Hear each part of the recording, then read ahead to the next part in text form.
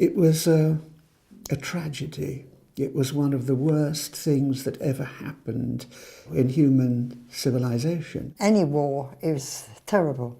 Any war is terrible. They didn't half the time know what was going on. It was just awful. And I never really thought about it, but it sort of hit me that, like, wow, it's sort of like the names that I know, and I'm like, it is where I live now. It really was here, and it's so real. I've worked in this community for about 15 years, so I know a lot of the people really quite well. So it's kind of making me emotional now to hear and relive some of the stories that they were sharing. I'm always fascinated by the thought of what my maternal grandfather and paternal grandmother would have been going through. They were both teenagers. And I'm 18 and I like to think I have a promising future. I want to do stuff with my life. And to be plagued by war, it's just a scary thought if that was to happen today. Like. I was born in Guildford. I've always lived in Guildford. And my mum and dad were born in Guildford.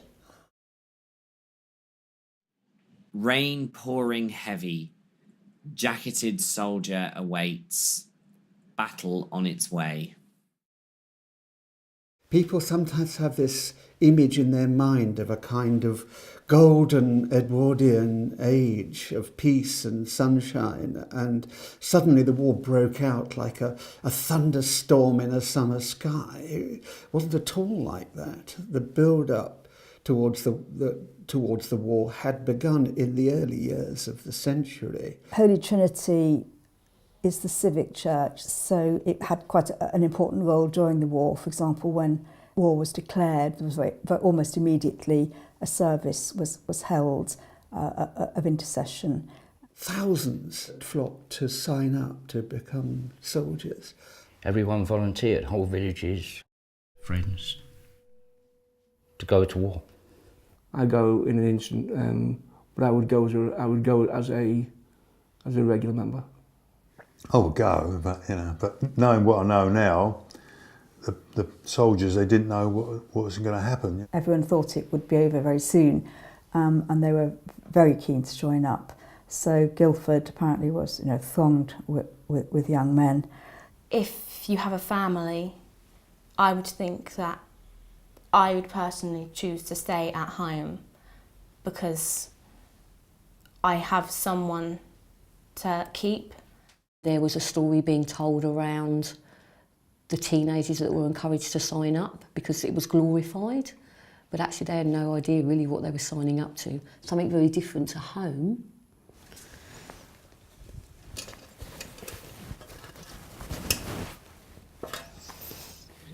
It's heavy.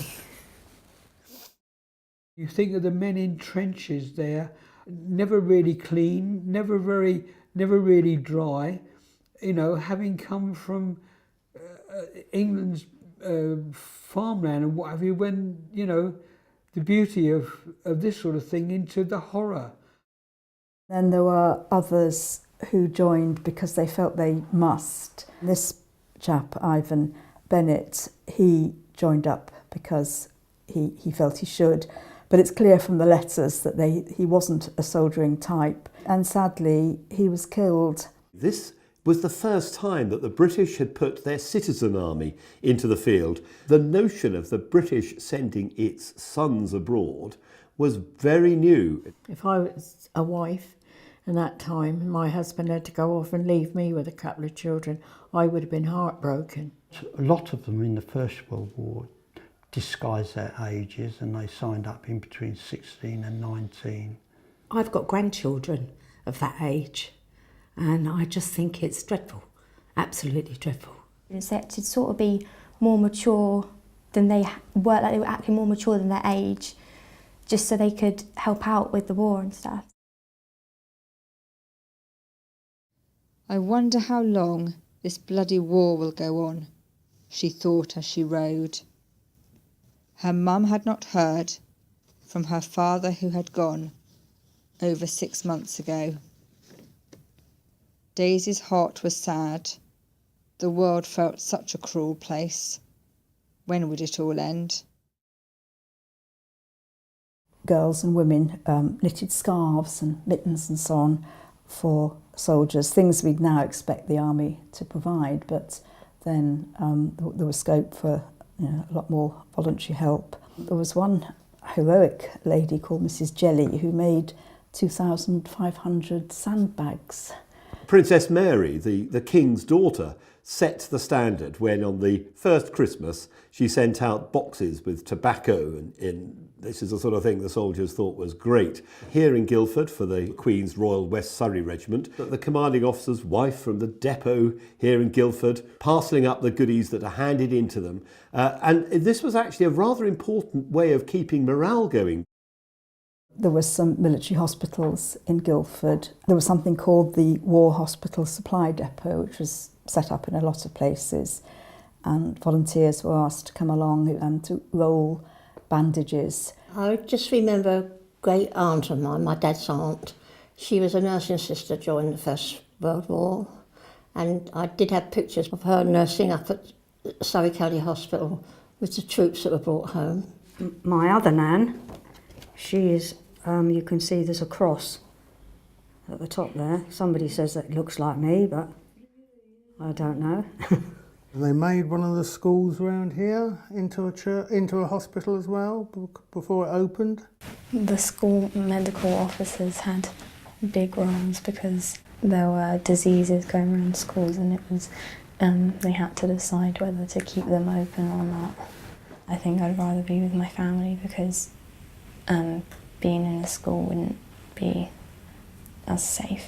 Some things were restricted because of wartime. There was no street lighting, so that put people off going out to meetings at night. Some were rescheduled so they would happen during the night of a full moon, so people could get out. And there was a feeling that people shouldn't be celebrating or holding sort of festivities during the war. They felt it would be wrong. And I've learned about how it affected schools and how a lot of male teachers were, they all enlisted in the war, which meant that female teachers needed to step up and there needed to be more of them teaching the young children. Well, I'm all for strong women, and I think they did a marvellous job. Women got the vote soon afterwards because of they had to bring the women into the factories. Female and males should be treated the same as much as possible because they can do kind of the same or different jobs, but around about this time they weren't allowed to, and they were just treated as a wife, got to look after the kids, got to look after the home. Being brought up in the village with them, they're doing as what we can call now a small holding, everything to do with the fields and the animals and crafty works, making blankets, dealing with the wool, crochet, knitting, embroidering, really the domesticated stuff. Yes, I do remember them quite well, both my grandmothers. Dad was in the war, but Mum wasn't. No. She should teach the sign language with your hands. She's a teacher, and she was manageress in a laundry. Mum was one girl with 8 brothers, and my dad had only had one sister with lots of brothers. So when he had 3 girls, he was the envy of all the family. Yes. They set up a creche for children, which sounds very modern for working mothers. So the young children were being taught more about like cooking and stuff, about learning to be a soldier like the boy students. The local draper's shop in the high street had a fire, and so there was a recreation of a Flanders trench scene to say, this is what the front looks like, please give generously. Others were able to make a lot of money in specialist vehicles or aircraft manufacture or boilers or shells and stuff. You had Dennis's producing lorries for the army and fire engines, etc. Drummonds were producing lathes for the ships and the mobile machine shops. These biscuits were designed to have the maximum amount of nutrition and calories in them for their weight and their size. I imagine Huntley and Palmer's did really rather nicely during the war out of their production of biscuits. In fact, Guildford introduced rationing earlier than other towns in the country. Bread was really very short indeed during the First World War. But because of the Atlantic blockade, bread was in short supply and had to be adulterated with various other things. Potato. That's nice, yeah. It hasn't got a lot of taste in it, has it? No. I'll have a bit of strawberry jam on that. One of the ways in which money was raised from the citizens of Britain was the war bond scheme. Government would put an advert in the local paper, it's your duty, please buy these war bonds to finance a tank with the name of Guildford, or finance an aeroplane, a Sopwith Camel, which would be associated with a particular town or county. The playing field is broken and friends are upset by the sadness. The bombing is so unusual that we are perplexed by it. My father is at World War and we are all missing him, very much so. In many ways, the most shocking event of the war in Guildford was in October 1915, when a Zeppelin dropped a dozen bombs on St Catherine's, the little hamlet to the south of the town. St Catherine's was bombed by a Zeppelin. It was about the gunpowder place that they were trying to blow up, but they were completely and utterly lost. My mother's strong memory was of the Zeppelin coming over Guildford, and her words were coming along Guildford Park Road, because that's where the family lived. Now the war was coming to England, to the homes of ordinary people. Didn't seem like there would be much danger at home, but there was like trenches and all sorts reinforcing here. So it must have caused a lot of panic. They did actually have a plan that everybody in Guildford should pack a few light things and meet in Stoke Park, where guides would then lead them. One doesn't know quite where, presumably on foot along the London road. I read about there's cinema and theatre and the gramophone become extraordinarily popular forms of entertainment. People would have wanted something to get lost in, to not have to think about all the negative things that were happening. My toes are so sore. Who cares for king and country? I hate this stupid war. Join the army now. That's what the poster told me. I wish I had known.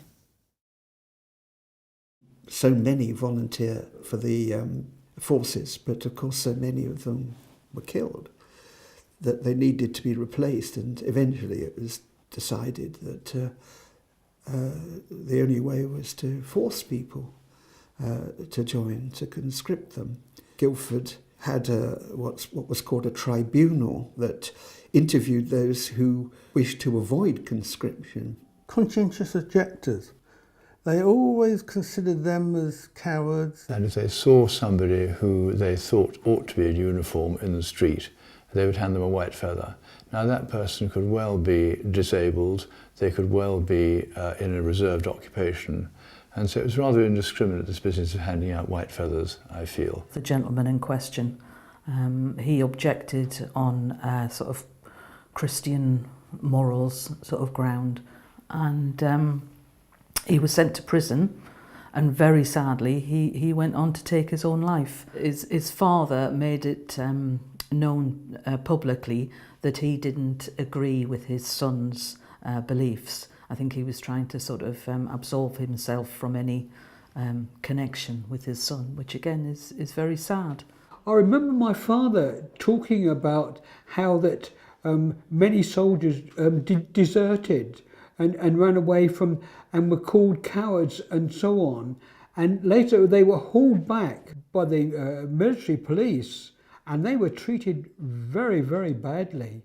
But those were the guys that went out with the stretchers to pick up the people that had been shot during the actual fighting and then running back with them, the medics. A lot of them were conscientious objectors. And to me, that is not exactly being a coward. Dear Sis, it is hell on earth here, but I'm doing my bit. Much love, bruv. November the 11th was always something that, not that we celebrated it in our house, but my dad always used to sit and watch it, and I can remember sitting and watching it with him, and how emotional he used to get. The reason that the 2-minute silence came into being was that people in the town where I was, in Surrey, wanted to be able to go about their daily business, but they realised they were also thinking, you know, the men mainly, people are not here, they're fighting. We've got to incorporate them, we've got to remember them, we've got to think of them. The war memorial that was built in the castle grounds was the lasting memorial of the conflict. People went there very diligently on the 11th of November each year. It was became a significant event in the town's calendar, and to a large extent it still is today. Holy Trinity has a very large war memorial to the Queen's Regiment, which was the local regiment stationed at Guildford. Guildford's done a good job. The government initiated VC stones, of course, is important, and ours are very public, being in Tunsgate rather than being on the individuals' houses. Captain Grenfell was born in Clarendon, just the other side of Guildford, and he volunteered to go into the army. He was one of the first officers to receive the Victoria Cross. He went to France to fight, and he was wounded 3 times. He came home twice, and then he went back a 3rd time, and was unfortunately killed in 1914. The families were so proud when they came to see him displayed.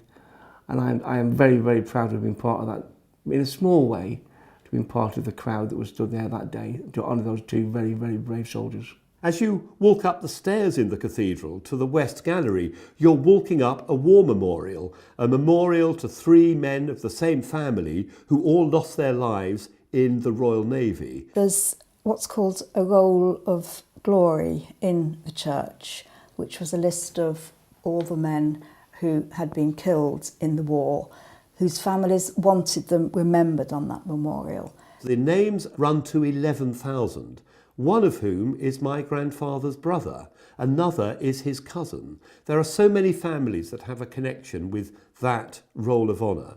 Although it might look just like a list of those who died, it was much more important to the people at the time to have somewhere where they could go and think about their son or their brother or their husband. That cathedral represents the spirit of service and of sacrifice which characterised so much of the 20th century. Ruby went to war, carrying her husband's coin, soldiers' teeth improved. Thoughts of Shamley Green often went through Ruby's mind, how she missed her home.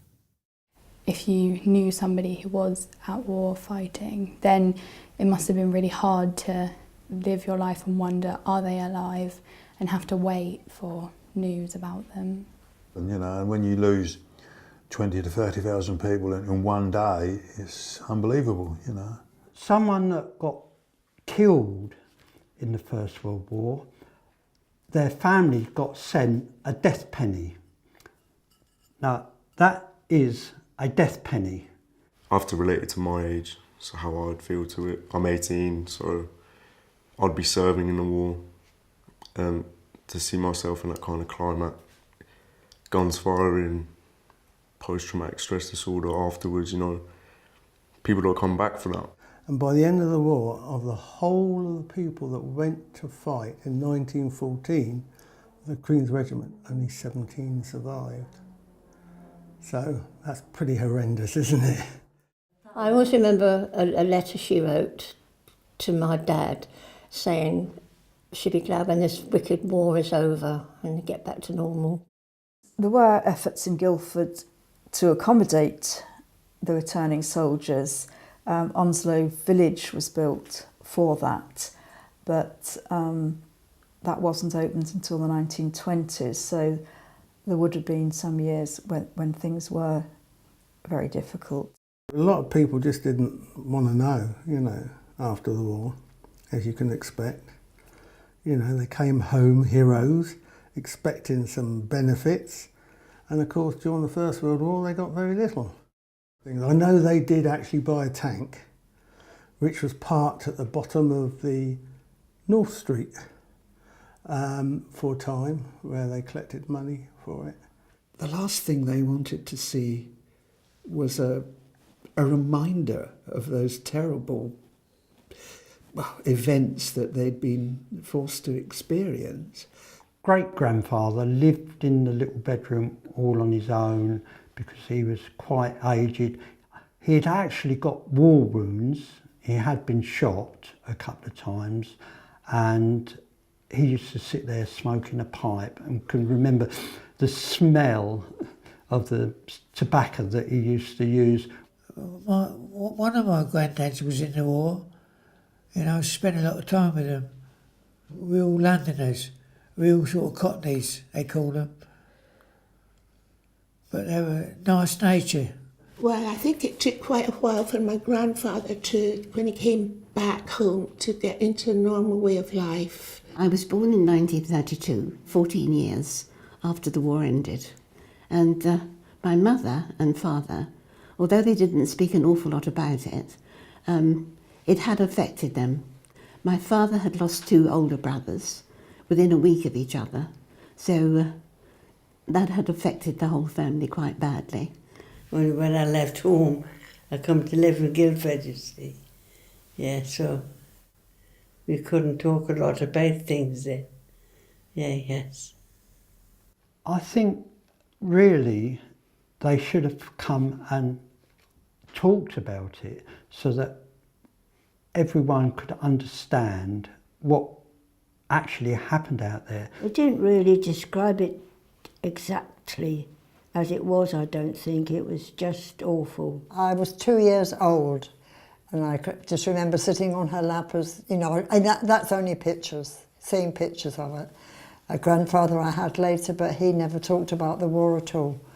I don't know why, but he didn't. Grandad, well, he was shell-shocked and he didn't speak. Even though the war was over, it took many years for them to sort of stop thinking, well, we need that for tomorrow, you know. That stuff was there, but I think that took a long time. One of the government schemes was to set them up in small holdings where they grow fruit and vegetables. And they instituted a market in North Street every week for them to sell their produce and make a living that way. And in fact, that market is still going today. It's been an absolute pleasure, but also a really emotional journey to have been part of this project. And I've, as a team member working for the Borough Council, it's been heartfelt, but also really emotional. I've only really learnt like the outlines of World War I and not about like the stuff inside, like especially in Guildford, you just learn as a whole. It was always said to us, you know, you must never forget what these people did for us. I think that that's really important, that we value that people have shared such a raw and emotional story, and we celebrate and say thank you for that. Why should the British government call me up and take me out to a battlefield to shoot a man I never knew, whose language I couldn't speak? All those lives lost for a war finished over a table. Now, what is the sense in that? So does anyone know Pack Up Your Troubles in Your Old Kit Bag? Pack up your troubles in your old kit bag and smile, smile, smile. Yes, we do. Just fun. Your bag. Smile, boys, that's the style. What's the use of worrying? It never was worthwhile. So pack up your troubles in your old kit bag and smile, smile, smile. We do. Never played for a lot of time. That's true. You didn't have television, you only had radio. That's true. Yes. Yeah, Yes. that's true, isn't it? Yeah. I couldn't have survived.